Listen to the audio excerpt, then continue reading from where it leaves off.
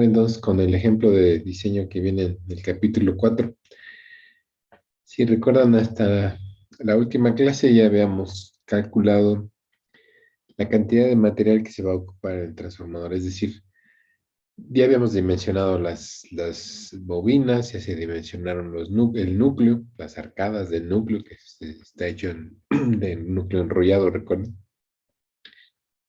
Eh, y ahora lo que está también calculamos el peso del núcleo, el peso de los devanados, la longitud de material que requerimos tanto para los devanados de alta y baja como para el núcleo. Entonces ya tenemos básicamente dimensionado todo el transformador. Ya lo que sigue es nada más determinar los parámetros importantes del transformador, verificar que cumpla con lo que se especifica al principio en los requerimientos del diseño. La clase pasada empezamos y calculamos lo que eran las pérdidas en el núcleo del transformador. Recuerden que esto lo obteníamos del material que en este caso estamos utilizando, que el fabricante nos da una curva de pérdidas reales, es decir, de pérdidas por efecto Joule o por lo que serían las corrientes eddy que están circulando en el núcleo, que son las pérdidas aquí, miren, están pérdidas en el núcleo y también nos da las pérdidas aparentes o los volts-amperes que demanda el núcleo, ¿no? Entonces, estas dos curvas que están aquí son las que nos dan cada uno de esos valores. Las pérdidas en el núcleo es la 1, las pérdidas aparentes o la potencia aparente es la 2. Y lo único que hay que hacer es entrar con el valor de la magnitud de la densidad de flujo que nosotros utilizamos para el diseño, que estamos considerando para el diseño, que es 1.6 teslas.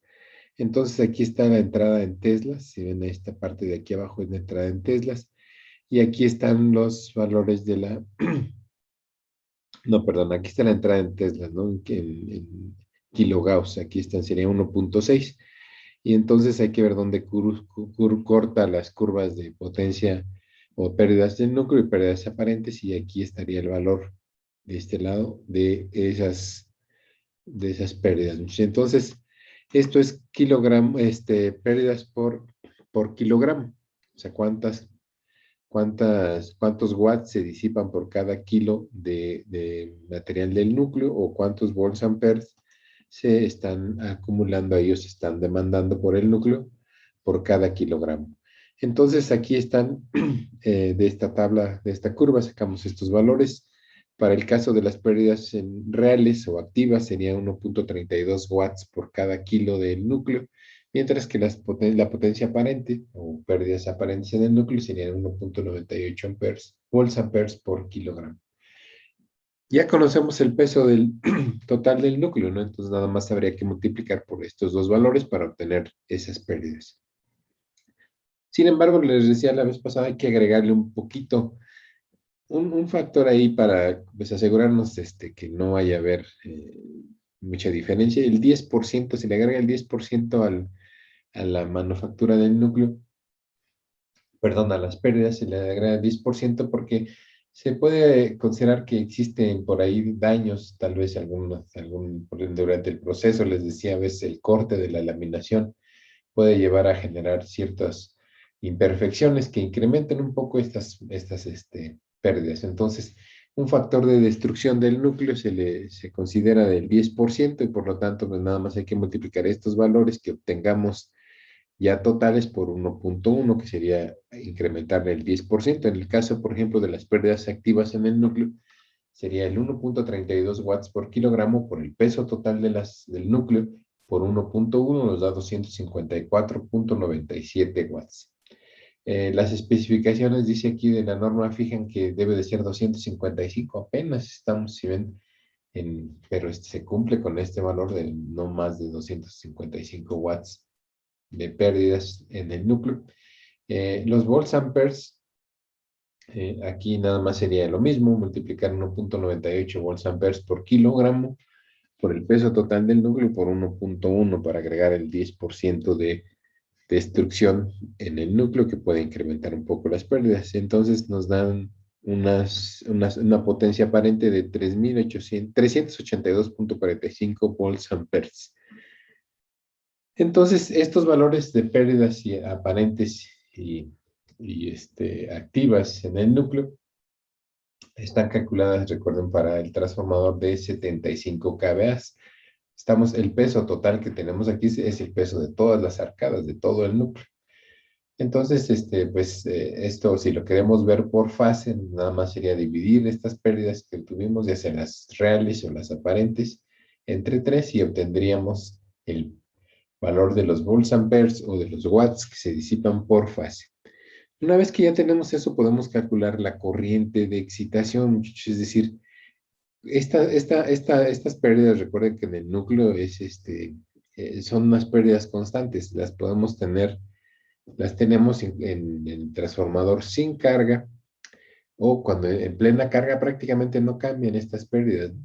Entonces, si ya sabemos cuánto va a estar disipando en forma de calor o almacenando en forma de energía el transformador, podemos calcular la corriente que va a demandar en vacío el transformador. ¿Cómo lo hacemos? Pues nada más recuerden que es una conexión estrella en el lado, perdón, es delta estrella. Entonces lo que podemos hacer es, si ya conocemos el peso, podemos utilizar el voltaje, perdón, si ya conocemos las pérdidas, perdón, volts amperes, podemos dividir los volts amperes de cada fase, o por fase, que sería los 382.45 entre 3, entre el voltaje de fase del transformador, que en este caso en el lado de baja tensión es 127 volts. Entonces, si ven, la corriente de vacío o de excitación de excitación del transformador es 1.03 amperes. Esta sería entonces la corriente que estaría demandando el transformador si se energiza por el lado primario, porque vean que estamos utilizando el voltaje de 127 volts. Entonces es un amper. En por ciento esta corriente, en por ciento aquí lo que queremos ver es qué porcentaje de la corriente nominal estaría demandando durante la energización, nada más para excitar el núcleo, ¿no? El transformador. Entonces, esto se hace nada más dividiendo 127, que son 0.48, que son los volts amperes por fase, que es esto que está acá dividido entre 3, por 10 por kVA. Recuerden, aquí les decía, aquí está esta fórmula que les explica cómo es esto. Es básicamente los volts amperes de excitación por fase divididos entre 1000, porque está dado en kVA, si están de acuerdo, para darlo en kVA. Y luego se multiplica por los kVA por fase, o se divide, perdón, entre los kVA por fase por 100. Y como si ven 100 entre 1000 entre 100, perdón, nos da 10, pues es el 10 que aparece aquí nada más para que vean de dónde sale esta fórmula. Y vean que el porcentaje de corriente, entonces, de energización o de excitación del transformador es 0.51% de la corriente nominal del transformador, de la corriente del secundario. Recuerden que estamos viendo lo del lado secundario. Podríamos haber visto esta corriente de excitación del lado primario, nada más sería dividir el voltaje, en lugar del voltaje de fase, sería el voltaje de fase, pero del lado de la conexión delta, que es el lado de alta tensión, y con eso encontraríamos la corriente que estaría demandando el transformador para la excitación, pero cuando se energiza por el lado primario. Aquí está por el lado secundario. Típicamente las pruebas de cortocircuito y circuito abierto se hacen del lado de baja tensión en un transformador. Entonces es por eso que aquí el profesor la corriente de excitación la refiere al lado secundario, que es el lado de baja tensión. Muy bien, entonces ya tenemos la corriente de excitación. Aquí tengan claro una cosa, esta corriente no es la corriente inrush, ¿sí? Una cosa es la corriente inrush y otra cosa es la corriente de excitación o de vacío del transformador.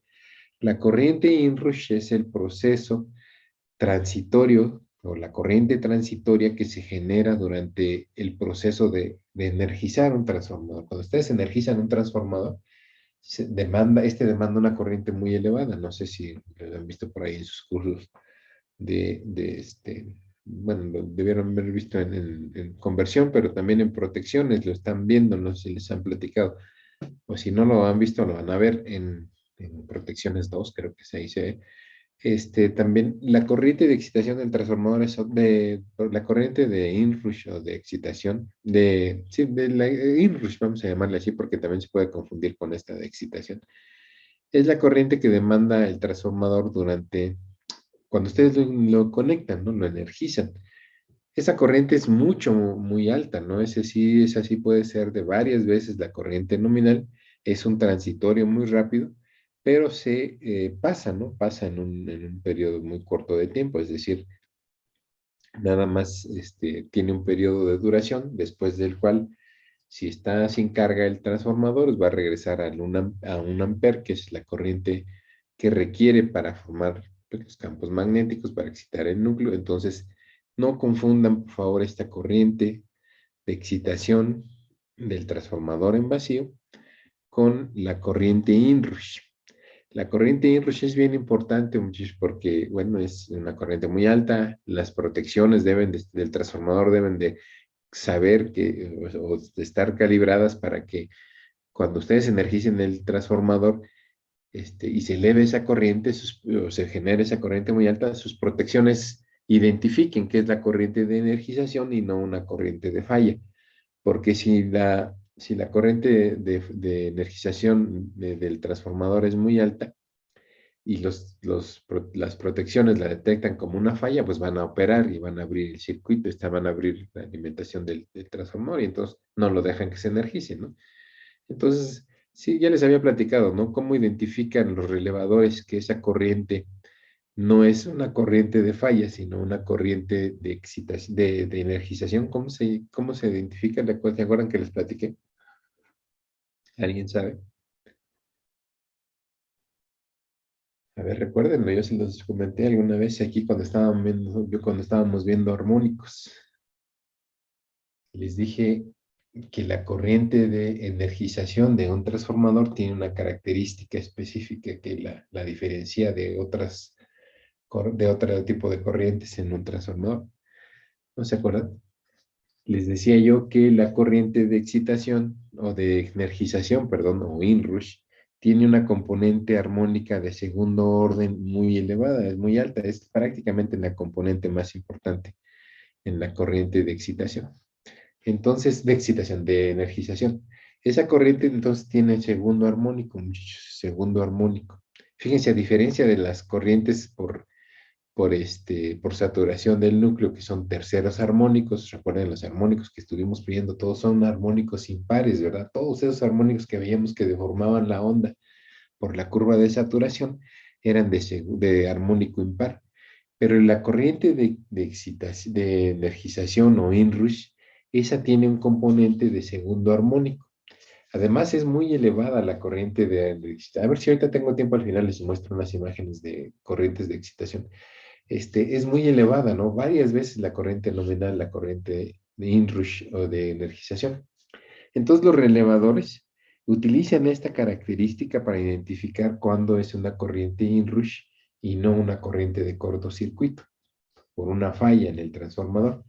El relevador es capaz de identificar que la corriente que está midiendo tiene un contenido elevado de segundo armónico y decir, no, entonces esta corriente no es de falla, es una corriente porque se está energizando el transformador. Y de esa manera evitan ustedes que se abran las protecciones, si no de otra manera, lo que pasaría es que pues las protecciones no dejarían que estuviera entrando el transformador, ¿están de acuerdo? Estaría abriendo cada vez que ustedes quieren energizar, la protección estaría abriendo cada vez que quieren energizar el transformador. Entonces, recuerden, ¿no? Eso es importante, la corriente inrush. Vámonos ahora con las pérdidas en el conductor. Primero en el cobre y luego en el aluminio por efecto Joule. Ya tenemos las pérdidas en el núcleo, vamos con las pérdidas en el conductor. Entonces, estas pérdidas van a tener un valor aproximado a lo que uno mide cuando hace la prueba de cortocircuito. Es decir, la prueba de cortocircuito, recuerden que es una prueba que busca verificar que los parámetros del transformador sean los que están indicados por diseño. Y ustedes cuando hacen esta prueba en el laboratorio, pues lo que están obteniendo son, por ejemplo, para el caso de la prueba en vacío, obtienen las pérdidas en el núcleo. Para el caso de la prueba de cortocircuito, obtienen la impedancia serie del transformador o la impedancia de cortocircuito, así le llaman, o la impedancia equivalente a un lado del transformador, depende de dónde hagan en la prueba, ¿no? Entonces, como lo menciona aquí, se menciona en este punto, las pérdidas de ensayo por cortocircuito son las que nos van a ayudar a obtener básicamente esos valores de la impedancia. ¿Cómo se hace la prueba de cortocircuito? Recuerden que lo que se hace es cortocircuitar el lado secundario o el lado que no está bajo prueba. Por ejemplo, lo típico es que ustedes energicen por el lado de baja tensión y el lado de alta lo cortocircuiten y hagan circular una corriente, van por un reóstato, van elevando la tensión hasta que la corriente en el lado que están energizando sea la corriente nominal y por lo tanto también la corriente en el secundario será la corriente nominal, ¿están de acuerdo? Entonces lo que están haciendo es básicamente una prueba como esta, miren aquí cortocircuitan el lado secundario, energizan con una fuente variable en el lado primario hasta que alcanza la corriente nominal del primario, en este caso en el primario creo que tenemos 198 amperes, 198.6 amperes o algo así, o 196.85 amperes creo. En el primario, que es en el secundario, que es el lado de baja tensión.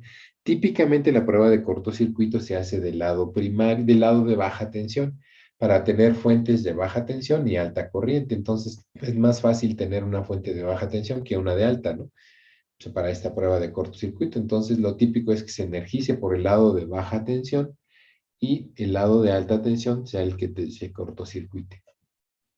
Entonces, en este caso, hacen circular la corriente nominal en el primario, en el lado de baja tensión, perdón, y en el secundario, pues por lo tanto, también va a circular la corriente de nominal, ¿no? La nominal, dependiendo de la relación de transformación, van a tener también una corriente que es igual a la nominal en el lado secundario, en el lado de alta tensión, perdón.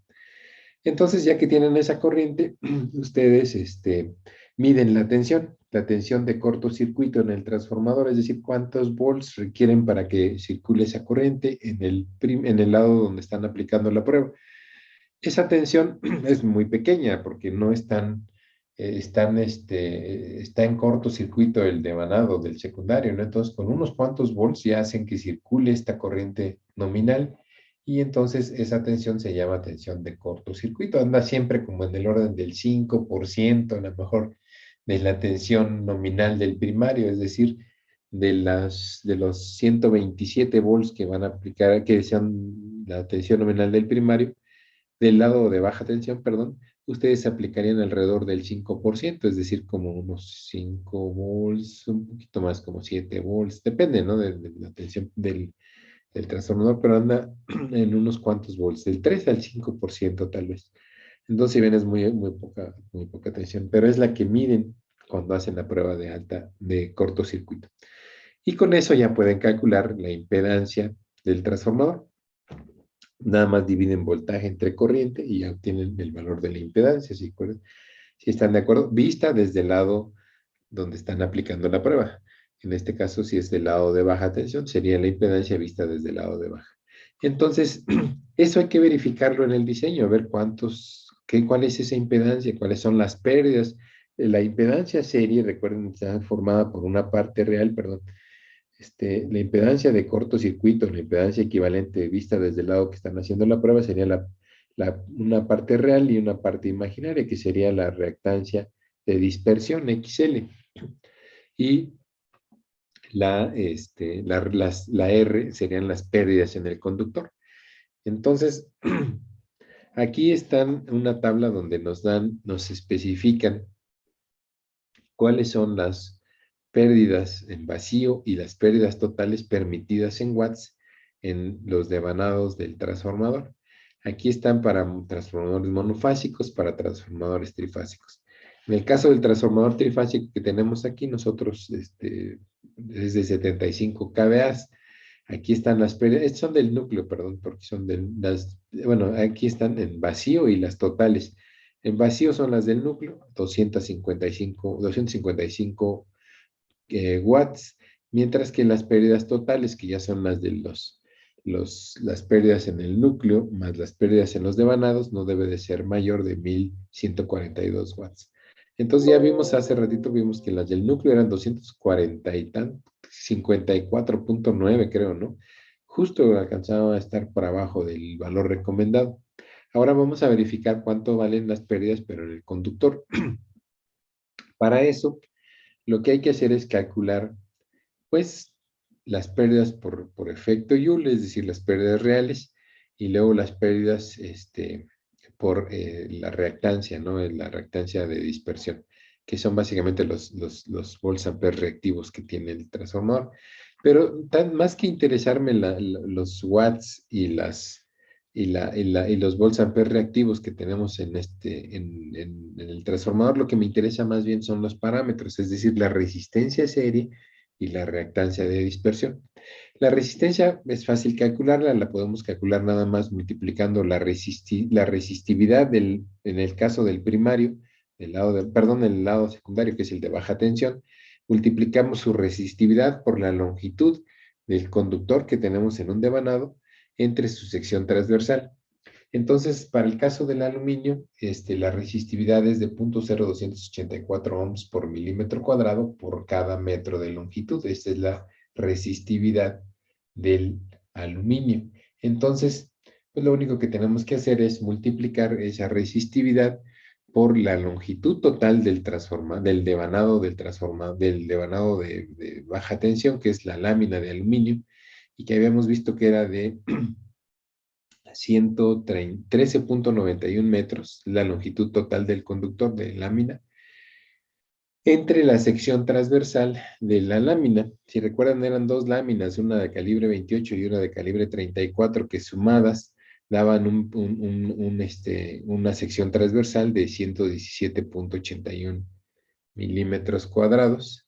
Sí, está bien, sí.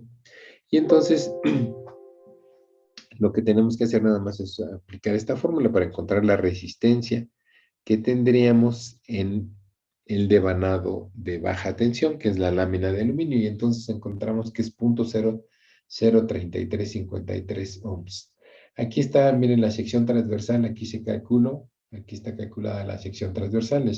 Recuerden que esos 117.81 milímetros cuadrados salen de básicamente multiplicar la altura de la sección de la bobina de aluminio o la de baja tensión, que es 222 centímetros, ¿se acuerdan? 22.02 centímetros de alto, por 0.535, que era este valor de sumar las dos láminas que teníamos en el ancho de las dos láminas, nos daba 0.535, entonces dan los 117.81 milímetros cuadrados de sección transversal de las dos hojas de aluminio que forman el devanado de baja tensión. Entonces, de esta manera calculamos las pérdidas. Ahora, esta resistividad que nosotros estamos utilizando es una resistividad, perdón, esta que está acá, es un valor que se utiliza, que está definido para 20 grados centígrados, ¿sí están de acuerdo? Entonces, las pérdidas que obtenemos aquí podemos calcular las pérdidas, sería R por I al cuadrado. Entonces multiplicamos la resistencia del devanado de baja tensión por su corriente al cuadrado, serían 196.85 amperes, es la corriente nominal al cuadrado, y nos dan que los watts que se disipan por efecto Joule en el en el secundario del transformador, que es el del lado de baja tensión, son 129.928 watts a 20 grados centígrados. Pero el transformador pues no opera a esa temperatura, muchachos. El transformador en condiciones normales de carga va a estar operando hasta posiblemente el valor máximo, que es 85 grados centígrados, es su temperatura de operación. Entonces hay que corregir la resistencia por temperatura. Esta es la fórmula, recuerden, para corregir por temperatura la resistencia de un conductor. Es R, que es la resistencia a 20 grados centígrados, multiplicada por 1 más un coeficiente de temperatura para, en este caso, el aluminio, multiplicada por la diferencia de temperatura entre la temperatura de operación, que es T2, y la temperatura ambiente, que son típicamente 20 grados centígrados. Es la condición normal de temperatura. Entonces, la condición ambiente de temperatura normal. Entonces, Si ven, corregimos la resistencia, nos dan, cambia de ser 100, perdón, ¿cuánto era? 0.003353 a un valor de 0.004181. Bueno, porque aquí está la -2, ¿no? Pero es en ohms. Vean cómo, pues sí, se incrementa la resistencia por el calor, ¿no? Por el efecto Joule, por el, perdón, el efecto de la temperatura. Siempre recuerden, los conductores tienen un coeficiente de temperatura positivo, es decir, si se calientan más, su resistencia incrementa. Entonces, por eso incrementa la resistencia de del aluminio, en este caso del devanado de aluminio. Entonces, ahora vean las pérdidas, las volvemos a calcular, y en vez de ser 129.92 watts, se suben hasta 162 watts, ya operando o considerando la temperatura de operación de 85 grados. Estos son por fase, estos watts de pérdidas. Entonces, ya tenemos las pérdidas en el devanado de baja tensión. Vamos a calcular para el devanado de alta tensión. Pues es algo muy similar. Hay que calcular la resistencia del devanado. Entonces, ¿cómo se calcula la resistencia del devanado? En este caso, como es un calibre comercial 18 AWG, el fabricante ya nos dice cuántos ohms tiene por cada kilómetro de longitud en sus especificaciones. En este caso nos dice que cada kilómetro cada kilómetro de calibre de calambre de AWG, 18 AWG, tiene 21 ohms por kilómetro. Entonces, si recuerdan, ya habíamos calculado qué longitud teníamos del alambre de alta tensión, que es un alambre magneto, calibre 18 AWG, y habíamos visto que medía 1.685 kilómetros por 21, que serían los ohms por cada kilómetro, nos da la resistencia total del devanado de alta tensión. Otra vez, esta es a 20 grados centígrados. Entonces, si calculamos a 20 grados centígrados las pérdidas, nos darían de R por I al cuadrado, la corriente nominal del primario, en este caso, recuerden, es el lado de alta tensión, por lo tanto tiene una corriente muy pequeña, que es de 1.89 amperes. Entonces multiplicamos resistencia por corriente al cuadrado y obtenemos 126.4 watts de pérdidas en el devanado de alta, pero a temperatura de 20 grados centígrados. Hay que corregir entonces la resistencia a la temperatura de operación, que es 85 grados centígrados. Para eso entonces nada más hay que corregir la resistencia del conductor, en este caso de cobre, y por ser cobre entonces el coeficiente de temperatura o la coeficiente de cambio por temperatura, que en el caso anterior era para aluminio, para el devanado de baja tensión, ahora es para cobre, cambia un poco, es 0.0039 en lugar de ser 0.0038. Entonces, lo mismo, multiplicamos el valor de la resistencia del devanado de alta tensión que obtuvimos a 20 grados centígrados por la fórmula de corrección por temperatura, en donde, recuerden, estamos considerando que el transformador va a operar a 85 grados, menos 20, que es la temperatura, la temperatura nominal de temperatura ambiente, y nos da entonces 44.42 ohms en lugar de los, ¿cuánto habían sido? 35.38, ¿no? Entonces, vean, incrementa la resistencia, sí, claro, por el incremento en temperatura. Entonces, las pérdidas totales que tendríamos perdón, no totales, las pérdidas que tendríamos en el devanado de alta tensión, pues nada más las calculamos R por I cuadrada, donde R ya es la R corregida, están de acuerdo, la resistencia corregida por temperatura. Y entonces nos dan 158.68 watts por fase. Muy bien, por aquí dice el profesor, hay una expresión matemática alternativa para calcular el incremento de la resistencia por temperatura, que es esta ecuación que está aquí. Si ven, RT es la temperatura que tendríamos perdón, la resistencia que tendríamos a la temperatura de operación. R sería la resistencia ambiente, en este caso típicamente 20 grados centígrados, y T0 es la 234.5 para cobre y 225 para aluminio. Y TT sería la temperatura donde estaría operando el transformador, ¿no? Es decir, la temperatura en este caso 85 grados, perdón. Y de aquí pues nada más despejaríamos la resistencia corregida, que sería la resistencia T subíndice T, que sería la resistencia a la temperatura de operación. Esta es una forma nada más alternativa si quieren calcular la corrección por temperatura para los devanados. Entonces, ya tenemos las pérdidas, muchos, ya tenemos las pérdidas en el núcleo, ya tenemos las pérdidas en el devanado, en los dos devanados. Lo que sigue es calcular entonces la eficiencia del transformador. La eficiencia del transformador, recuerden, es básicamente la relación que existe entre la potencia de entrada y la potencia de salida del transformador. En este caso, la potencia P subíndice 2, que es la potencia que estamos alimentando por el secundario, la dividimos entre la potencia que tenemos absorbida en el lado primario, es decir, la que veríamos en el lado primario. En el lado que estamos energizando. Sí, pues P subíndice 2 es la que está en el secundario y P subíndice 1 en el primario, sí, perdón.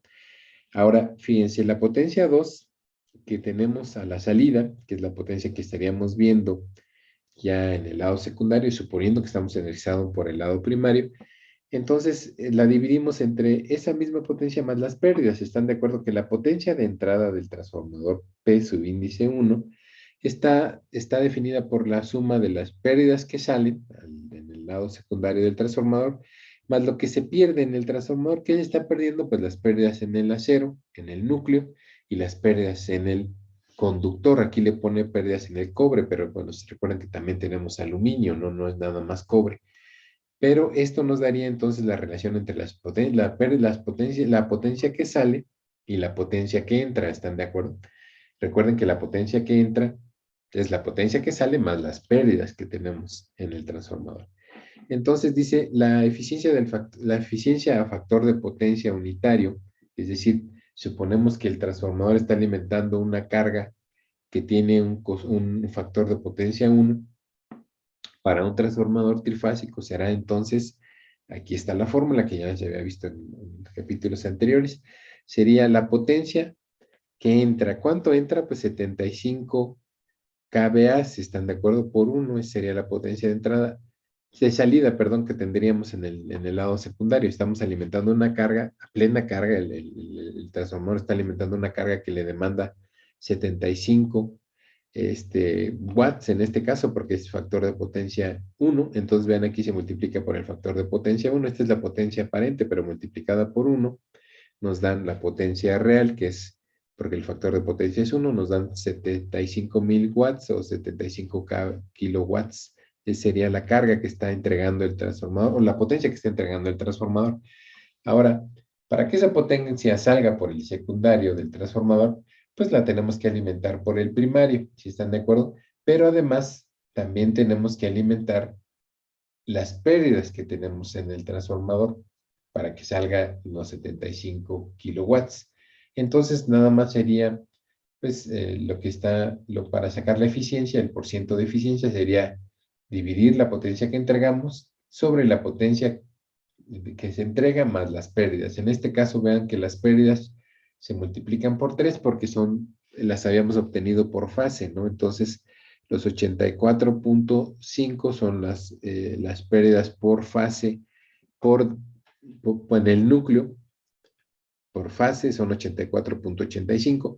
Las pérdidas en los conductores de alta y baja tensión son 320, que es la suma de las pérdidas por efecto Joule en el lado de baja y en el lado de alta. Nos dan 320,7 por 3, porque esto es por fase, recuerden, y multiplicada por 100 para obtener el porcentaje de eficiencia. Si ven aquí, el porcentaje de eficiencia del transformador es 98,4. Muy bien, ahora supongamos que el transformador va a operar alimentando una carga diferente. Va a alimentar una carga que tiene un factor de potencia de 0,8, es decir, una carga ya más real, ¿no? En el caso de anterior, pues era una carga de factor de potencia 1, que bueno, eso es difícil tenerla, ¿no? Como una carga. Serían cargas puramente resistivas. En el caso de una carga ya más probable que tenga un factor de potencia bajo, o de 0,8, que es muy bajo también. Si ven, pues nada más hay que multiplicar los volts amperes del transformador trifásico por 0,8 para que nos dé la potencia real que estaría demandando la carga. divididos entre esa potencia misma, esa misma potencia que es la potencia real que está entregando el transformador, más las pérdidas. Si ven ahora las pérdidas son las mismas, esas no cambian, si ven, son las mismas pérdidas. Y tanto por efecto Joule en el conductor y por efecto Joule en el núcleo. Entonces aquí están por tres, recuerden porque estas son monofásicas, estas tres que tenemos, estas pérdidas que tenemos aquí. Y ahora vean la eficiencia, pues baja un poco, ¿no? Es ahora el 98% cuando el factor de potencia es menor. Hasta ahí, fíjense, ya tenemos la eficiencia del transformador a plena carga, con cargas, con factor de potencia unitario y con factor de potencia 0.8 en atraso. Si ven, es un factor de potencia en atraso, es decir, cargas predominantemente inductivas. Muy bien, ya tenemos entonces la eficiencia. Lo que sigue es calcular, vamos a ver, la impedancia del transformador. Les comenté varias veces que la impedancia del transformador es un parámetro importante en el diseño. Incluso este valor viene en la placa de datos del transformador. ¿Por qué me interesa que venga en la placa de datos o por qué les interesa que venga en la placa de datos del transformador? Porque este valor va a definir muchas cosas. Cuando queremos colocar transformadores en paralelo, recuerden que la impedancia debe de ser prácticamente la misma entre los dos transformadores para que no haya corrientes de circulación. También cuando queremos calcular la corriente de cortocircuito en las terminales del transformador, debemos de conocer esta impedancia para poder calcular esa corriente de cortocircuito y calcular, por ejemplo, las protecciones que le vamos a poner ahí al transformador, porque en base a esto sabemos cuál sería la corriente máxima que podría alimentar el transformador ante un cortocircuito. Entonces, este valor es bien importante, hay que determinarlo. ¿Cómo se calcula? Bueno, pues fíjense, aquí la impedancia que hemos estado manejando nosotros, que es la impedancia de cortocircuito o la impedancia de la rama serie del circuito equivalente del transformador. Recuerden, esta impedancia es la que tenemos aquí en serie en el transformador, muchachos. Esta es la impedancia de cortocircuito o la impedancia del transformador. Recuerden que hay una rama paralelo, que es la rama de magnetización, pero esta es muy pequeña, o al menos no va a influir no nos va a interesar como el caso de la impedancia de cortocircuito, porque esa es la que verdaderamente va a estar afectando las corrientes o las caídas de potencial en el transformador cuando nosotros tengamos cuando esté en operación, ¿no? Esta es la más importante, por eso incluso a veces esta se desprecia, muchachos, y nada más les ponen el circuito equivalente con la impedancia serie del transformador. Así es, muchas veces se puede nada más dejar así el circuito equivalente. Y esta impedancia entonces es la que me interesa. ¿Cómo se calcula esa impedancia? Bueno, la impedancia se obtiene conociendo la resistencia de los devanados y también la reactancia inductiva. Y nada más pues, se saca el porciento de impedancia como la raíz cuadrada del porciento de resistencia al cuadrado más el porciento de la reactancia al cuadrado. Es básicamente la manera de sacar el valor de la impedancia en por ciento. Entonces hay que calcular la resistencia en por ciento y la reactancia en por ciento. Entonces, ¿cuáles son esta resistencia? Esta es la resistencia de los devanados, ¿están de acuerdo? La resistencia de los devanados. ¿Cuánto vale esta reactancia? Bueno, esta es la reactancia de dispersión. La reactancia de dispersión, esa es complicada de calcularlo, no es fácil, o sea, hay que buscar la manera. Aquí, bueno, bien, les voy a mostrar un procedimiento que tiene el profesor que es en base a una ecuación empírico experimental que se tiene para calcular la reactancia de dispersión. Otra manera es utilizar, por ejemplo, COMSOL o un paquete especial para calcular parámetros del transformador, para calcular campos magnéticos y calcular entonces la reactancia. Entonces vamos a empezar con esto. Dice aquí los transformadores de distribución, la componente resistiva de la impedancia puede ocupar una porción importante de la impedancia, por supuesto. Por tal razón debe de especificarse la temperatura a la cual se calcula la impedancia. Esto es importante, dice aquí, esto suele ser muy grande en transformadores de distribución, esta parte, la parte resistiva, pero recuerden que esta parte resistiva se ve afectada por la temperatura. Entonces se debe de especificar cuál es la temperatura a la que se está determinando la resistencia de la resistencia serie del transformador. Entonces dice por aquí, por lo tanto se debe de especificar la temperatura, ¿no? Normalmente la impedancia del transformador se calcula para temperaturas de entre 75 o 85, 75 o 85 para transformadores con elevación de temperatura de 65 a 80, a 65 grados centígrados. Es decir, estas temperaturas son a las que opera, pero si lo ven como el incremento, está incrementando 65 grados con respecto a la temperatura ambiente, que consideramos que es de 20. Entonces el incremento en temperatura es de 65, ¿verdad?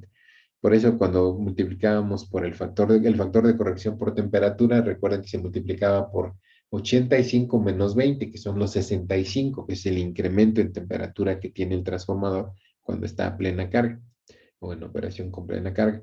Entonces vamos a calcular la resistencia equivalente en por ciento del transformador. ¿Cómo se calcula? Bueno, dice la resistencia vista desde el lado de baja tensión. Vean otra vez, está vista desde el lado de baja tensión porque es típicamente desde donde se hace la prueba de cortocircuito.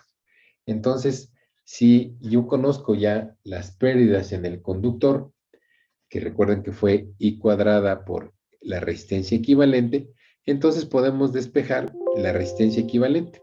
Las resistencias que habíamos obtenido anteriormente, recuerden, son las resistencias para el primario y para el secundario, ¿no? Pero yo las quiero ver, la resistencia referida al primario, es decir, las dos resistencias que tenemos, porque recuerden, miren, esto es, tenemos una resistencia en el primario y tenemos una resistencia en el secundario, perdón, acá. Esta es la resistencia del primario y esta es la resistencia, perdón, del primario y esta es la resistencia del secundario, si están de acuerdo. Pero yo las quiero referir a un solo lado, es decir, pasarla del primario al lado de baja tensión. Recuerden que con la constante de transformación yo puedo pasar a este lado, ¿no? Entonces quiero tenerla de este lado, la resistencia equivalente del transformador, la resistencia serie. Aquí, ¿cómo lo vamos a hacer? Bueno, miren, si ya tenemos las pérdidas totales, ¿están de acuerdo? Tenemos las pérdidas totales en el conductor de alta tensión y en el de baja, que son 162.02 y 158.68 watts de pérdidas en los dos devanados, por cada fase, perdón, serían 320 watts, punto 7, son las pérdidas totales que tenemos en los conductores. Nada más pues, hay que dividirlo entre la corriente del lado que estamos utilizando para el circuito equivalente, que en este caso es el lado de baja tensión, que tiene una corriente de 196.85 amperes. Entonces, de esta manera nosotros calculamos la resistencia equivalente vista desde el lado de baja tensión, que nos da 0.00826 ohms, si están de acuerdo, ya corregida, porque recuerden que estos valores de potencia, de pérdidas de potencia, eran ya considerando la temperatura de operación de 85 grados centígrados. Entonces, ya tenemos cuántos ohms tiene la impedancia, la resistencia equivalente vista desde el primario. 0.00826 ohms o 8.26 mil ohms. Lo que sigue es pasarla por ciento. ¿Cómo la pasamos a por ciento? Pues nada más la forma de pasar al por ciento es, si la queremos obtener directamente, sería la potencia de cortocircuito, perdón, las pérdidas en el conductor, divididas entre 10 por los kVAs. Y entonces esto nos da un valor de 1.28% de resistencia equivalente vista desde el lado de baja tensión. Es decir, estos 8.26 miliohms equivalen al 1% de la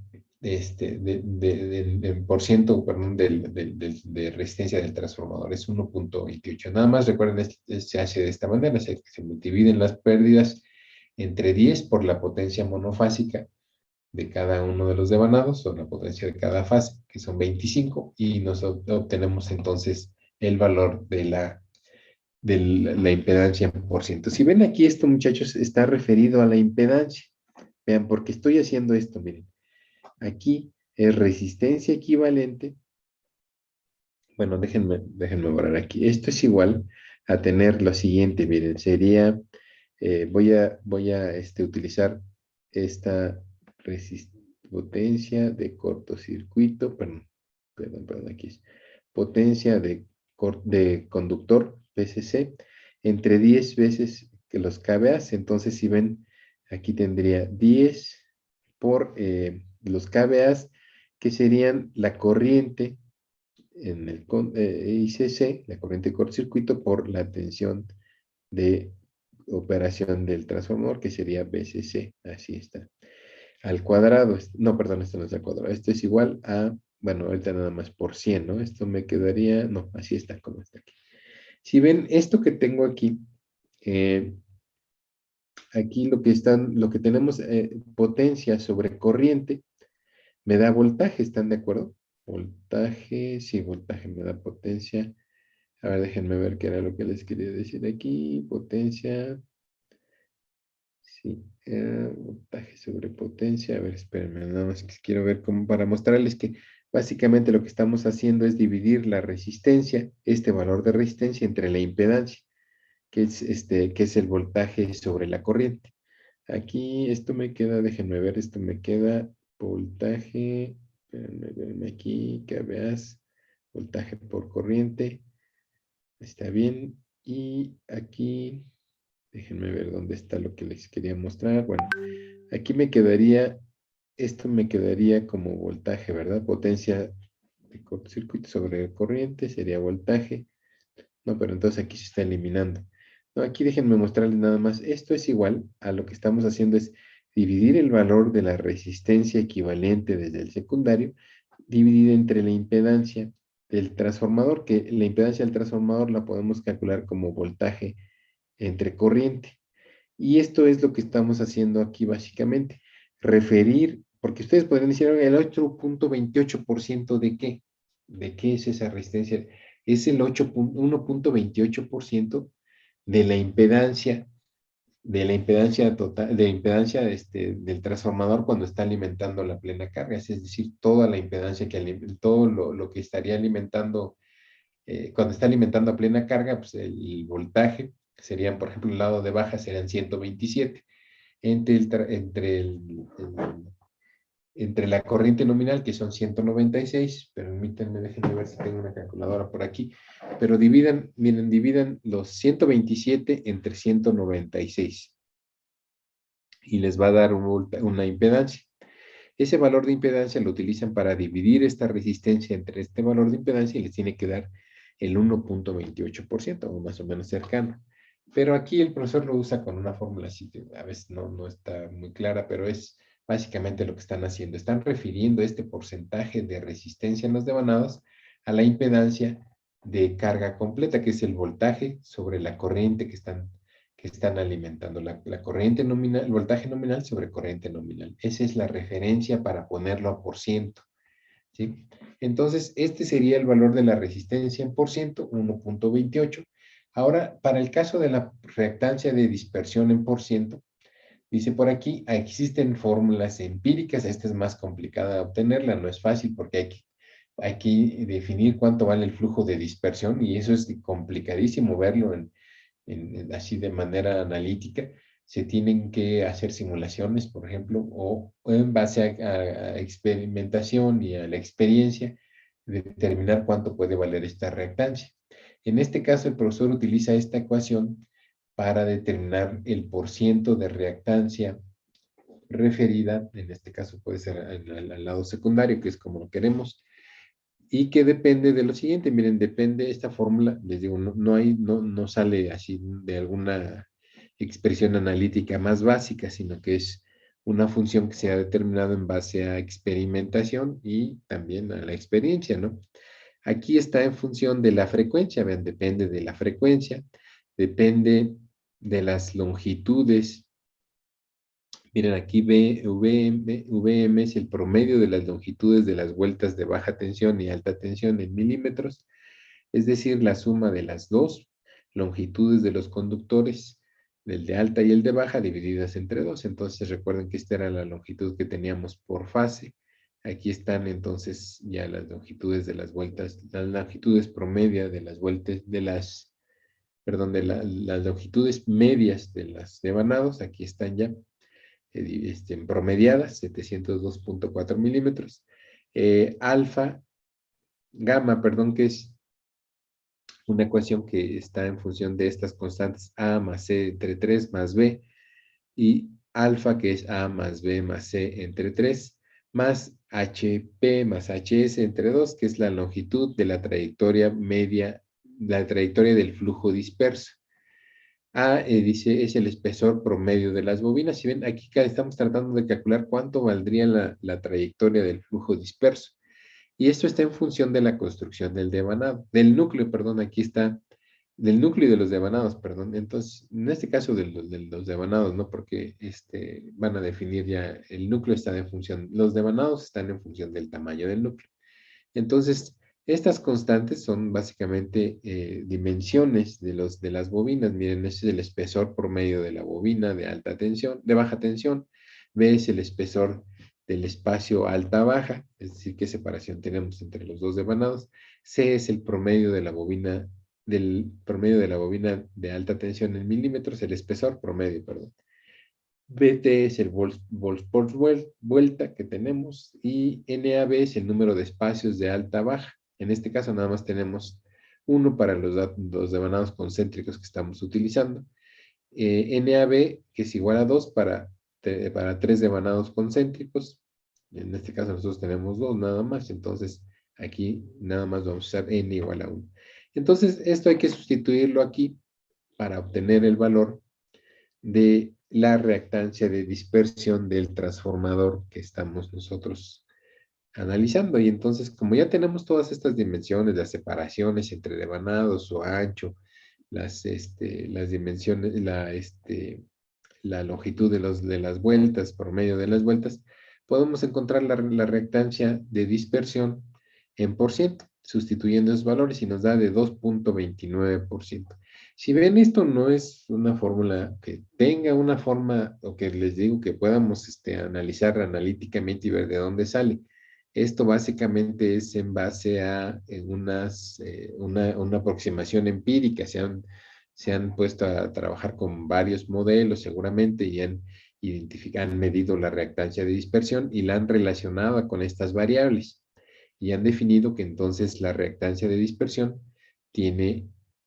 puede calcularse con esta función. Aquí, si ven, está dando un valor de 2.29 en por ciento de la reactancia de dispersión. Entonces, ya teniendo la reactancia de dispersión y la resistencia serie del devanado referidas al primario, todo esto es referidas al lado, perdón, al secundario, al lado de baja tensión, pues nada más es sacar el valor de la impedancia, sería la raíz cuadrada de la resistencia en por ciento más la reactancia de dispersión en por ciento al cuadrado, cada una de ellas.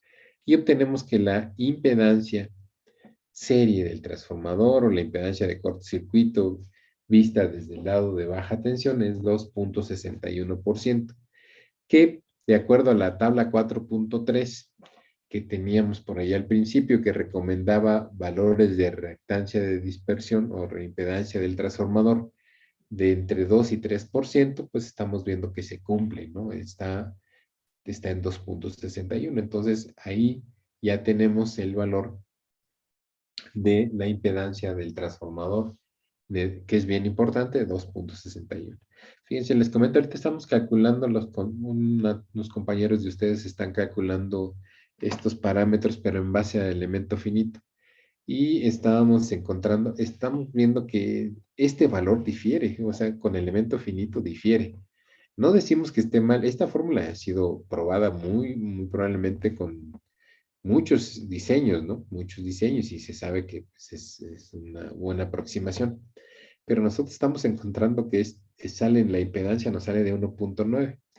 Entonces, compañeros, bueno, están ahí buscando cómo justificar eso, pero con elemento finito nos sale de 1.9. El caso de la resistencia sí da el valor, ¿no? O sea, en porcentaje da 1.15, algo así, casi 1.2. Está bastante bien, pero la reactancia de dispersión a nosotros nos sale de 1.9, esta reactancia de dispersión.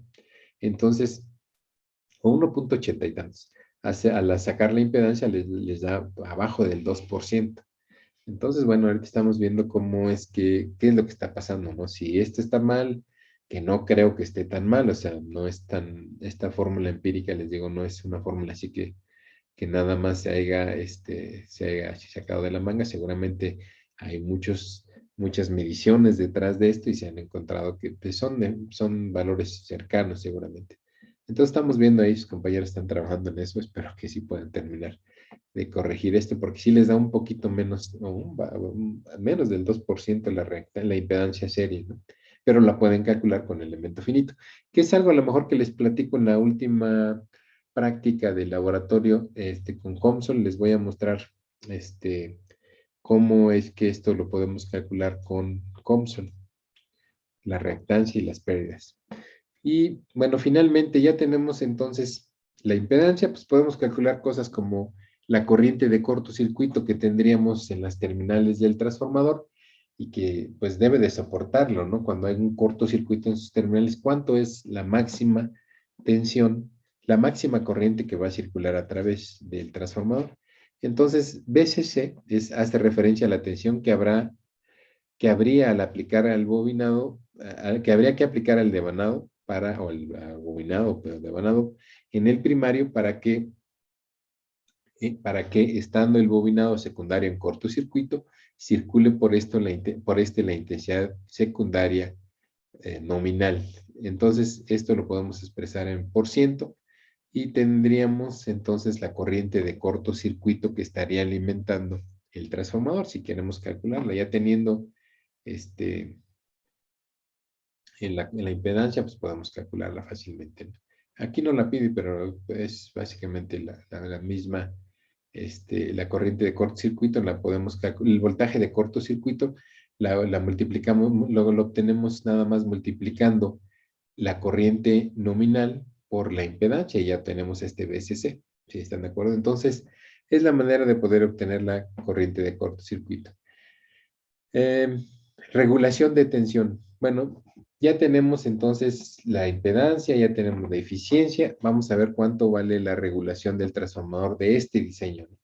¿Cómo se determina la regulación de transformación? De la regulación de tensión, pues es el porciento de regulación es igual a la tensión E2, que sería la fuerza electromotriz inducida en el secundario en vacío, es decir, la tensión que aparecería en el ensayo de vacío, menos la tensión en el secundario cuando ya tenemos plena carga dividida entre ese mismo valor, V2.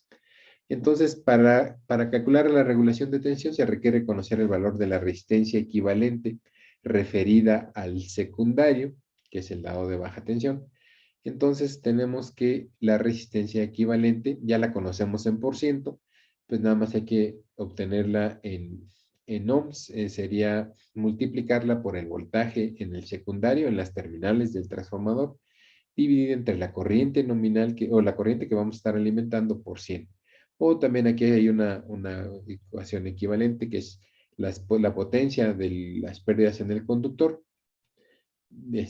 totales divididas entre la corriente de cortocircuito al cuadrado, perdón, al cuadrado y luego al cuadrado otra vez en ohms. Entonces aquí está mal, déjenme ver, 2 se debe de referir, no pueden ser potencia, a ver, esperen, esto está mal, aquí está R, no, nada más no lo consideren, no es al cuadrado, sino es en el secundario más bien, ¿no? Aquí 2 debería de ir acá abajo. Tengan cuidado aquí, por favor, en esta ecuación. Porque no puede, si ustedes dividen potencia entre corriente al cuadrado, no les da resistencia, ¿están de acuerdo? Es más bien potencia entre corriente para que les dé, entre corriente al cuadrado, como está aquí, perdón, pero no dos cuadrados, perdón, no dos cuadrados. Este cuadrado no es que esté la corriente al cuadrado, sino es la corriente del lado secundario, muchachos, por favor, aquí tengan cuidado. Y acá sí lo pone bien, miren, aquí la corriente. Entonces, de esta manera calculan la resistencia vista desde el secundario. Y acá también pueden obtener la resistencia, la reactancia vista del secundario. Aquí se calculan, miren, en este caso, aquí está, miren, son los 196.85 amperes, que son la corriente del secundario de cortocircuito. 196 al cuadrado, y esta es la potencia disipada en el transformador. Entonces vean que les da 0.826, que ya la teníamos, ¿no? Ya la teníamos calculada anteriormente, pero vean cómo se obtiene aquí de la misma manera. Entonces ahora la regulación de tensión para un factor de potencia unitario, eso es importante. Todo depende, esto de la regulación de tensión, depende de qué carga le estemos alimentando al transformador. En este caso, aquí en el libro estamos iniciando con un factor de potencia unitario. Por lo tanto, el voltaje 2, que tenemos el voltaje inducido en el lado secundario, va a estar dado por la raíz cuadrada de la tensión que tenemos. Vean, es la diferencia de potencial que tendríamos entre las terminales del transformador y la tensión inducida, ¿no? Pero recuerden que hay una caída de potencial en la resistencia. Aquí tenemos E2 y acá tenemos B2, si están de acuerdo. Entonces hay que considerar la caída de potencial que tenemos en la impedancia equivalente para que sepamos cuánto vale la tensión inducida. Si ya conocemos el voltaje B2, pues nada más hay que buscar cuánto vale la tensión E2, que sería la tensión inducida. Entonces vean, aquí está el cálculo, resulta de 128.65 volts, que tiene que ser mayor, por supuesto, que los 127 que vamos a tener aquí, porque se van a caer unos cuantos volts, si ven, se van a caer, en este caso, 1.65 volts en esta impedancia. Por lo tanto, nada más dividimos entre 127 y nada más, también para ponerlo por ciento, multiplicamos por 100 y nos dan el 1.3% de tensión de regulación, con un factor de potencia de 1 en por unidad. Si queremos calcular el factor de potencia, perdón, la regulación con un factor de potencia, en este caso de 0.8 en atraso, hacemos las mismas operaciones y ven cómo aquí ya la regulación es mayor, el porciento de regulación, es decir, se cae más la tensión cuando le ponemos cargas predominantemente inductivas, ya la tensión a la salida, para que nosotros podamos tener los 127, esta tensión inducida tiene que ser más grande, ¿no? Tiene que ser un poco mayor. Aquí no la calculamos, pero está referida con este valor de 2.36% de regulación. Entonces, esta es la manera de calcular la tensión, la regulación de tensión en el lado secundario del transformador. Y finalmente, pues bueno, aquí ya tenemos la hoja de cálculo donde viene todo lo que se hizo para el diseño. Miren, aquí está un resumen de todos los cálculos. Aquí hay un error también, por favor revisen. Por aquí hay un valor de 2.3, acá abajo, miren. Aquí dice 2.36 impedancia en por ciento y regulación, perdón, la regulación es 2.36 también, déjenme ver. 2.36 sí, a factor de potencia 0.8, sí está bien, pero por aquí hay un error, déjenme ver dónde les digo dónde está el error. Impedancia en por ciento, creo que está mal. No es 2.3, es 2.6, ¿no? Si recuerdan, 2.60 y tantos. Entonces, este está mal, déjenme tacharlo aquí para identificarlo. Pero aquí está la hoja de cálculo de resumen, o el resumen de los cálculos de todo el transformador. Vienen todas las dimensiones, los números de vueltas, los aislamientos. Esta es finalmente una tabla que nos resume todo lo que se hizo en el transformador. Aquí está lo del circuito magnético, es decir, las dimensiones del núcleo, sus pesos, su corriente de excitación, todo aquí viene. Y acá finalmente los parámetros, que son los que les digo que también al final de cuentas es algo bien importante esto de los parámetros, porque son valores que uno tiene que conocer para el transformador, en caso pues, sería la eficiencia, a factor de potencia unitario, a factor de potencia de 0.8 en atraso, la impedancia de por ciento, que les digo que ahí está mal, es 2.36, pero es 2.60 y tantos, veanlo por ahí, además, más adelante lo vemos. La regulación a factor de potencia de 1 es 1.3 y la regulación a factor de potencia en atraso de 0.8, 2.36. Entonces, esta sería la última tabla que se tiene que poner ya en el diseño. Le vamos a parar aquí, muchachos, el próximo viernes terminaríamos, yo creo, con ya el curso, espero. Nada más nos faltan ver dos temas así rápidos. Y platicamos el próximo viernes. El jueves nos vemos en laboratorio, muchachos. Y ya, entonces, por favor, síganme con su proyecto de la hoja de cálculo, si lo van a hacer en Excel o si lo van a hacer en MATLAB, pues el programa, ¿no? Entonces, por favor, aquí le paramos, nos vemos. Bueno, si no hay ninguna duda, perdón, revisen por Sí, favor el profe, apunte. Sí. no ha encontrado el documento que nos iba a mostrar. Es que, bueno, todavía no tengo como muy claro cómo debe de funcionar. Ajá, sí, sí, les puse el documento. A ver, déjenme ver, aquí lo tengo. Déjenme ver si lo encuentro. Miren, es muy sencillo, no es nada complicado. Déjenme mostrarles. Aquí está González Garrido con Antonio. Les voy a mostrar qué es lo que tienen que hacer aquí. Por ejemplo, este es un ejemplo en Excel. Nada más déjenme lo está abriendo. Ah, ok, sí. Miren, es programar todas esas fórmulas que vimos ahorita. Ahorita se les enseño. En una hoja de Excel, donde ustedes pongan variables de entrada, por ejemplo, serían la potencia, la impedancia que quieren del transformador, la potencia trifásica, las tensiones nominales, las corrientes nominales. Y en base a eso, todas las fórmulas que están referidas aquí las tienen que ir programando. Puede ser lo más fácil, miren, es en Excel. Lo han hecho así todos sus compañeros en Excel y luego de ahí nada más van haciendo los cálculos, ¿no? Por ejemplo, cuando tienen que tomar un valor de una tabla, pues ahí, ahorita les muestro, por ejemplo, este ejemplo que tengo ahorita aquí, les dice pues de la tabla tal, y la pega también en el documento de Excel para que cuando uno quiera modificar algún parámetro de ahí, diga, ah, bueno, me voy a la tabla que está aquí, en el mismo documento, y ya veo cuánto vale, por ejemplo, las pérdidas por kilogramo en el núcleo, si es que fuera un transformador diferente o el grosor del aislamiento, si estoy cambiando el aislamiento, ¿no? El nivel de tensión de operación. Nada más que déjenme ver, está tardando, pero ya ahí debe de estar cargando.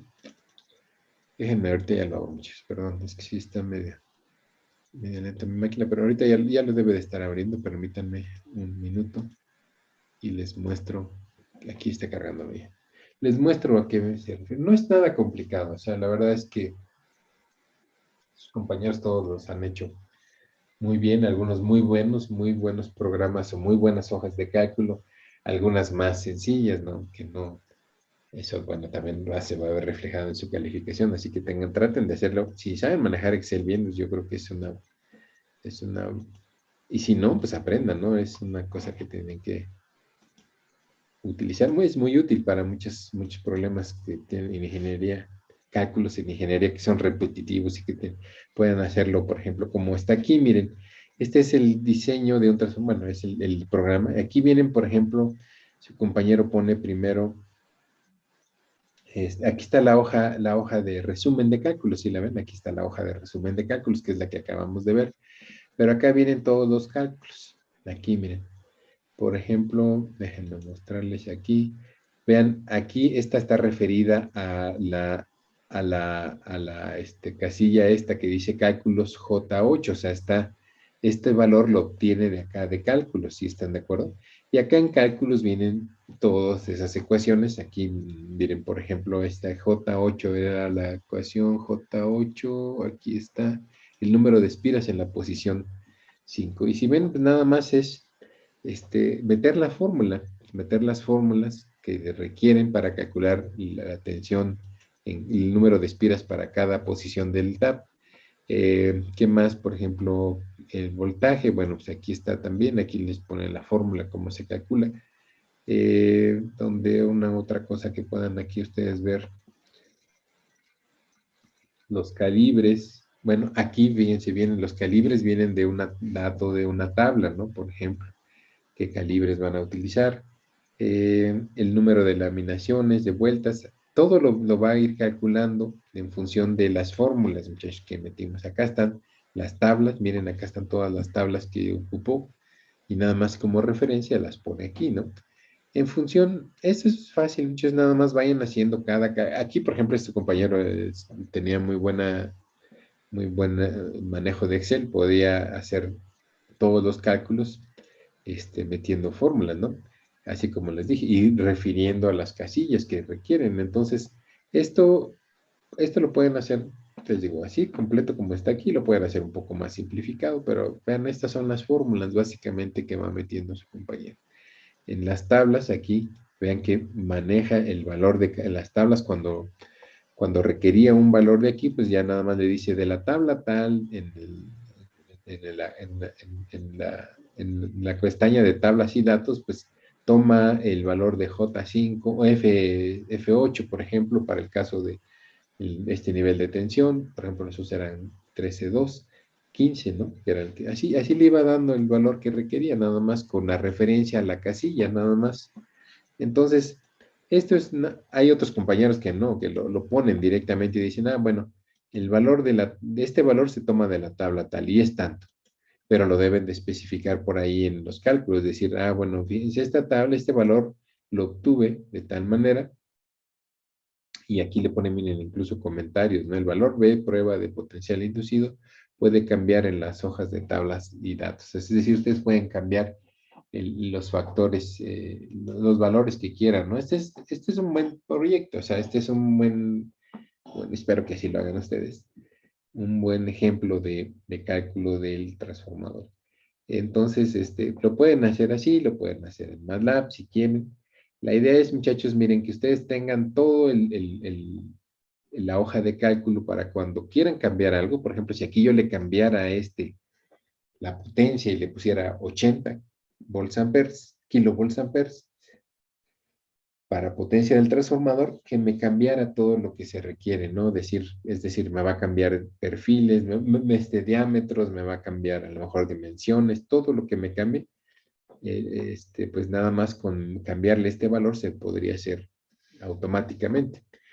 A veces hay cuestiones que no son tan fáciles, por lo tanto, por aquí hay que poner algunas notas o poner algunas notas aclaratorias donde haya necesidad de que pues, a lo mejor tengan que ver una imagen, tengan que ver una curva para definir. Por ejemplo, miren esto aquí. Él no puede mostrar, no puede meter el dato de lo que les decía cuando vemos, por ejemplo, las pérdidas, ¿no? En el núcleo.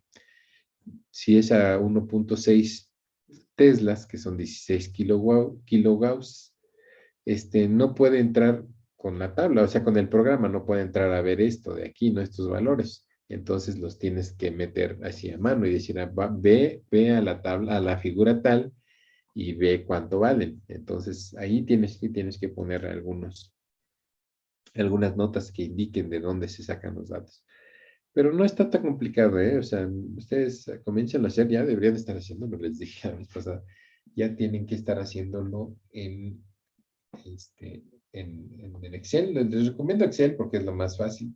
Vean cómo aquí las características, por ejemplo, el tipo de estas son características que ustedes ya definen del transformador. Entonces, recuerden, de nosotros dijimos el transformador va a ser tal transformador y va a tener 75. Estos son parámetros ya definidos, si están de acuerdo.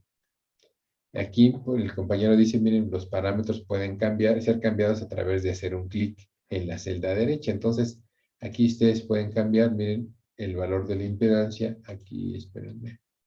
Bueno, aquí no está, dice que con el valor derecho. Bueno, aquí le pueden cambiar ustedes en la amarilla, perdón, sí. Aquí, miren. Aquí pueden cambiar, por ejemplo, el número de derivaciones. Si quieren más derivaciones, pues ahí las ponen.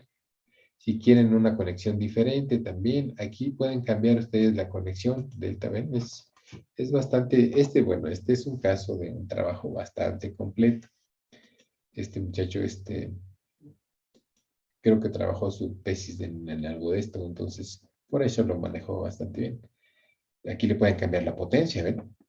Pero no les pido eso. A lo mejor ustedes digan, bueno, aquí escriban el valor nada más. Entonces ya teniendo estos datos, comienzan a calcular todas las ecuaciones, meter todas las ecuaciones que se requieren para el cálculo.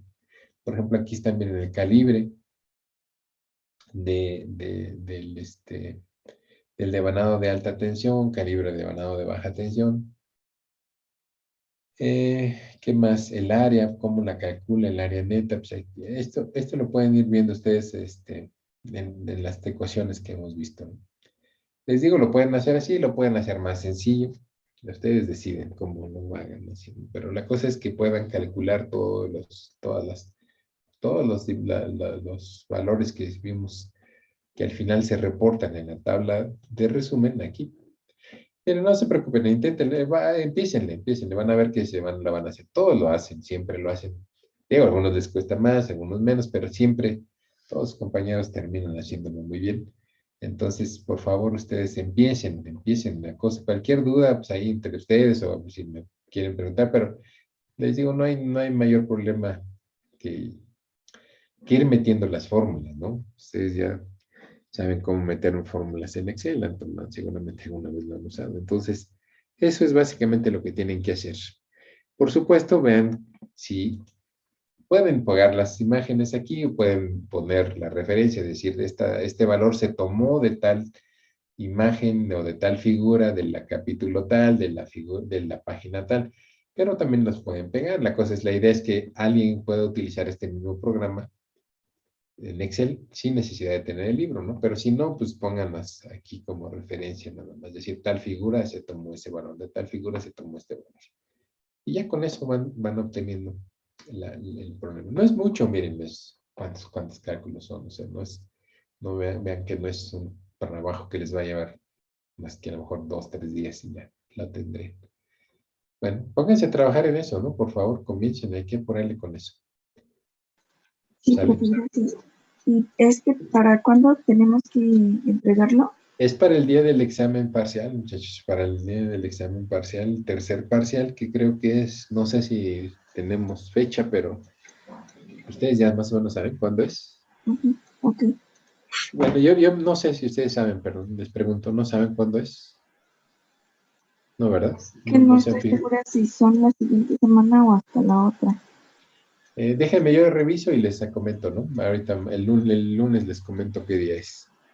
Pero sí, todo tiene como 2 semanas mínimo. El día de cierre de tercer parcial es el 21 de junio. ¿Primero de julio? Lunes 21 de junio. Lunes 21 de junio. O de julio, perdón, no lo escuché. De este mes. De este De mes. este lunes Entonces, en 8.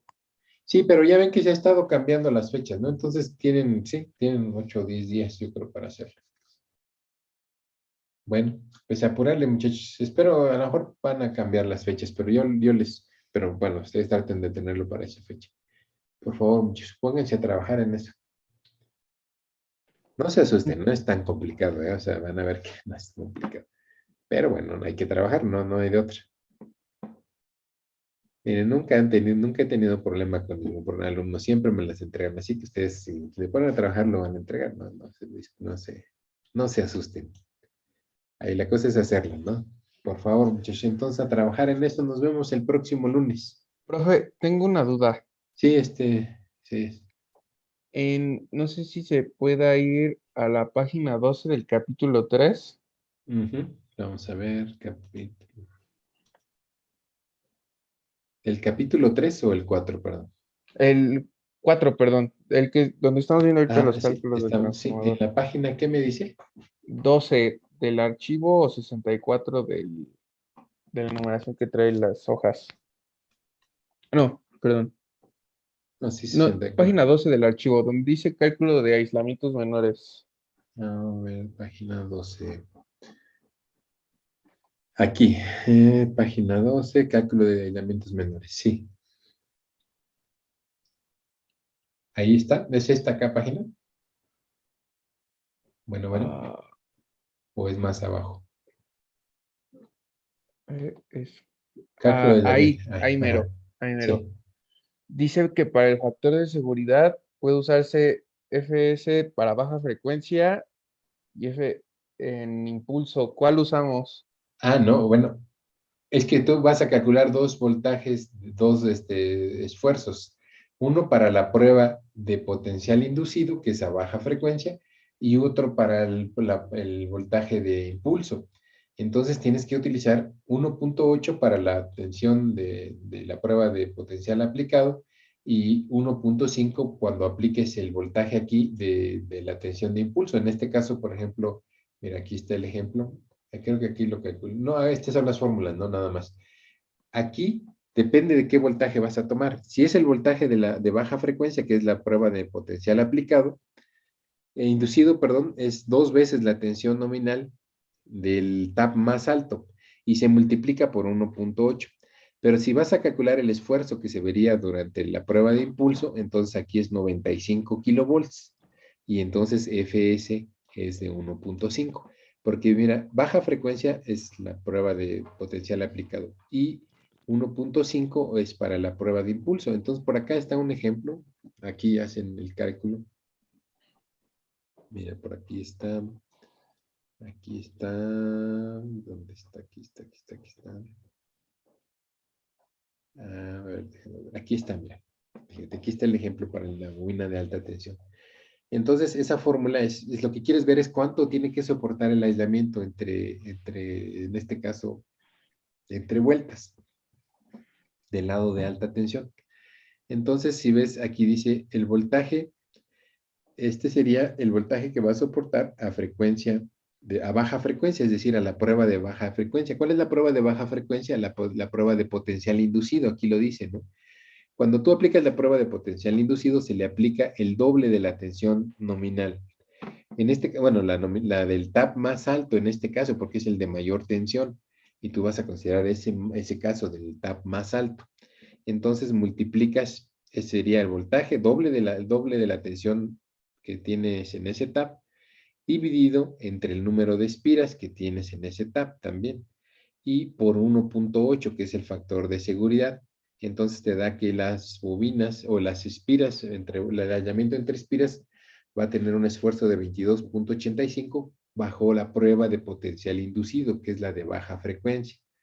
Para el caso de la prueba de impulso de rayo, ahí el voltaje que se aplica es de 95 kilovolts, que es lo que nos estamos diseñando para un nivel básico de aislamiento de 95 kilovolts. Entonces se está considerando que cuando hay una descarga atmosférica y le impacte al transformador, esta va a alcanzar 95 kilovolts, que es el valor de diseño, ¿no? Que se está aplicando. Ahora aquí utilizas el menor número de espiras, que es en el tap con menor tensión, porque vamos a asumir que la descarga atmosférica cae cuando el tap está en su mínima posición de tensión, que es el menor número de espiras. En ese caso va a ser el mayor esfuerzo, ¿no? Porque fíjate, estás aplicando la tensión al menor número de espiras. Si estuviera en el tap más alto, como es el caso del de arriba, nosotros tendríamos menos volts por espira, ¿no? Entre vueltas, perdón. Pero aquí vamos a asumir el caso de los peores, que es cuando el transformador está en el tap más bajo. Y aquí entonces este ya es 1.5. Entonces hay que tener dos factores de seguridad. Uno para la prueba de potencial aplicado, inducido, perdón, que es a baja frecuencia, y el otro, el de 1.5 para la prueba de impulso. Sí, es diferente. O sea, se usa uno para baja tensión, baja frecuencia y el otro para el impulso. No sé si quede claro. Aquí está el ejemplo ya más adelante, ¿no? Sí, pero es dependiendo de la tensión del factor de seguridad. Factor de potencia. Creo que Entonces vamos a poner los dos. Exacto, tienes que calcular esos dos esfuerzos y vas a decir, mira, el aislamiento debe de soportar a baja frecuencia hasta 22.85. ¿Qué significa baja frecuencia? Pues es una prueba que dura mucho tiempo, la prueba de potencial inducido dura 1 minuto más o menos y se aplica el doble de la tensión y debe de soportar ese nivel de tensión entre vueltas, el aislamiento. Y cuando está la prueba de impulso, ahí tiene que soportar tienes que aplicarle 95 kilovolts al devanado, pero recuerden que es periodos muy cortos. Ahí la tensión que debe de soportar en ese tipo de esfuerzos de tensiones es de 72 volts entre vueltas, el aislamiento. Por ahí les comenté al final, fíjense aquí, dice, aquí no está, miren, aquí les describo la prueba de potencial inducido, ahí la pueden ver, es la 6.8, aquí se la agregué, pero aquí al final incluso dice que estos valores, fíjense, aquí no hay mucho problema en el devanado de alta tensión, porque es cable magneto, no es alambre con barniz. Estos valores son muy pequeños comparados con lo que soporta el barniz del aislamiento entre vueltas. Les decía por ahí, no sé si lo vimos, 5,000 volts pueden soportar en los devanados, el aislamiento, entonces está muy por abajo. Incluso aquí el profesor ni siquiera se lo va a comparar, sino que dicen, al consultar las características del conductor aislado, vemos que los valores calculados están por abajo de los especificados por el fabricante. Entonces, nada más esto es para verificar pues, que no sean valores muy altos que pudieran llegar a romper el aislamiento entre vueltas. Pero es nada más, bueno, les digo, en este caso siempre del devanado de alta tensión, van a ver que no es es difícil que se llegue a alcanzar un valor muy alto que pudiera requerir otro tipo de aislamiento entre vueltas, al menos para transformadores de distribución. Entonces sí hay que verificar esto, nada más hay que verificarlo, ¿sí? Actualmente les digo, los barnices soportan muchísimo y esto básicamente no es nada para un aislamiento de barnices. Ahora, siempre puede haber defectos, ¿no? Puede haber defectos, puede haber envejecimiento y entonces eso es lo que a veces lleva a las fallas entre espiras. Pero si ven, si el material fuera homogéneo, que no tuviera, por ejemplo, cavidades, el barniz, que no tuviera algún problema ahí de que se quebró en algún punto, no tiene problema para soportar estos niveles de esfuerzo. El material actual que se utiliza del barniz. ¿Sí? Entonces, bueno, no sé si ya quedó claro. Aquí lo puedes ver más adelante, ya viene el ejemplo. Sí, profe, gracias. De nada, de nada. Bueno, si no hay otra pregunta, nos vemos el día lunes. Por favor, muchos cuídense. Hasta luego, gracias. Hasta luego. Sí, profesor, hasta luego. Buen día.